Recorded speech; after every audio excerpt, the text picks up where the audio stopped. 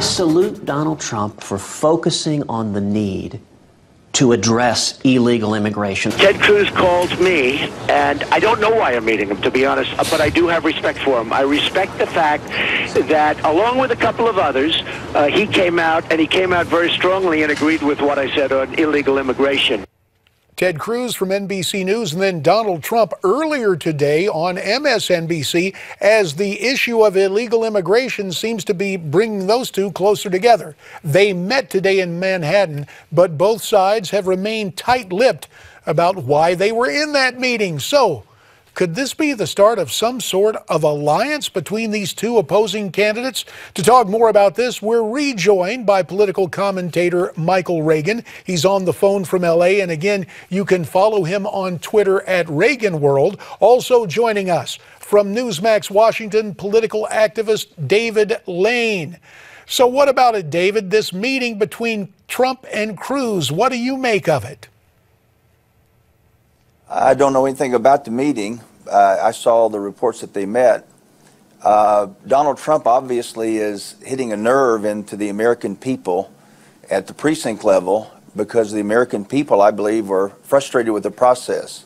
I'm glad we have on Michael Reagan. He will remember Ronald Reagan wasn't perfect, he probably would say, but he was to us. So Reagan won re-election in '84 with 49 states, and he ran on principles and moral absolutes. He wasn't perfect, but he stood for things. We've now switched, the Republican Party likes to get into now triangulation of constituencies, 2% more blacks, 1% more Hispanics. And at this point, it's cost us 16, we've had lost the White House 16 of the last 24 years. So I don't know where Donald Trump yet has come. I don't know Mr. Trump, but I'm listening. And if he's saying something and he's principled, then I think that the evangelicals in America will listen to his call. Michael Reagan, your father had great success with the group, as it was called back in the day, the religious right. The lessons of what your dad did in 1980, let's bring it up to the here and now. What do you make of the Donald Trump, Ted Cruz confab? Well, let's go back to 80 real quick. I mean, 80, the fact is Ronald Reagan didn't reach out to the moral majority and Jerry Falwell. He had such a message that they actually reached out to Ronald Reagan, who carried the torch for everybody and had a message that included everybody. Donald Trump right now has one message, and it has to do with illegal immigration. And I think Ted Cruz, getting together with him, can see somewhat of the writing on the wall also, where he may agree or does agree with Donald Trump on illegal immigration. As we go down the line and get deeper into this, how does Donald Trump feel about national health care, socialized medicine? How does he feel about other issues of the day? And you might start to see the bloom come off the rose of Donald Trump the deeper we go, which means Trump's going to have to find another area to support, and he may ultimately end up supporting a Ted Cruz or somebody of that nature. But Donald Trump, trust me, there is a bloom on that rose that ultimately is going to be burned off as you go deeper into the campaign year. Well, it is a marathon, not a sprint. David Lane, you noted, as the polls note, this meteoric rise for Mr. Trump. Is there anything he could do to ensure that the bloom doesn't come off the rose, as Michael Reagan predicts?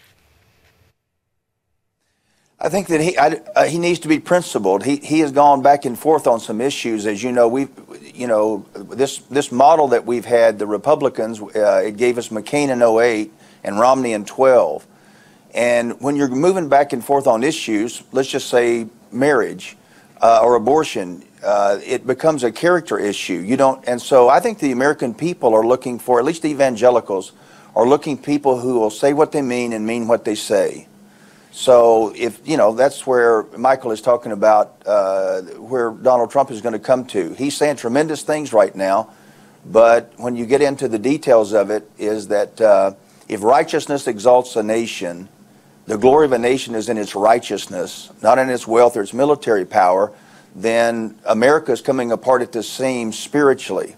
So we're looking for somebody who will lead with their values. Well, let's talk about that with values voters who most likely will vote in the Republican primaries across the country. David, if you had to rank them right now, how would you rank those GOP candidates who are doing well with values voters? Of course, you know, I think Ted Cruz is doing well, and Mike Huckabee and Bobby Jindal. And, you know, I may have said on here with you, JD, that a year ago, the question for Cruz is, can he out Huckabee? And so I think that Ted Cruz has been doing tremendous. Mike Huckabee is also, as you know, tremendous. And Bobby Jindal is tremendous. So if I could jump in for a minute, and therein lies one of the biggest problems within the Republican Party, is that you have all of these who are going after the same vote, who more than likely will end up splitting the vote, which then leaves an opening for a Jeb Bush, leaves an opening for a Chris Christie, leaves an opening for others that are in fact out there. We had that problem in 2008. We had the problem in 2012. And it looks like we very well could have that same problem in 2016. You must remember, back in 1980 when my father ran, he was the lone conservative in a sea of moderate and liberal Republicans running for the same office. Now we have lone moderates or liberal Republicans running in a sea of conservatives who can't get together in a phone booth. Well, it is going to be a challenge as we separate the wheat from the chaff and as we move forward to see what transpires in this campaign. For now, David Lane from Newsmax Washington and Michael Reagan, who joins us via telephone from L.A., who you can find via Twitter at Reagan World. Gentlemen, to you both, we thank you so much for your input on this important question, and there's more ahead, so stay tuned.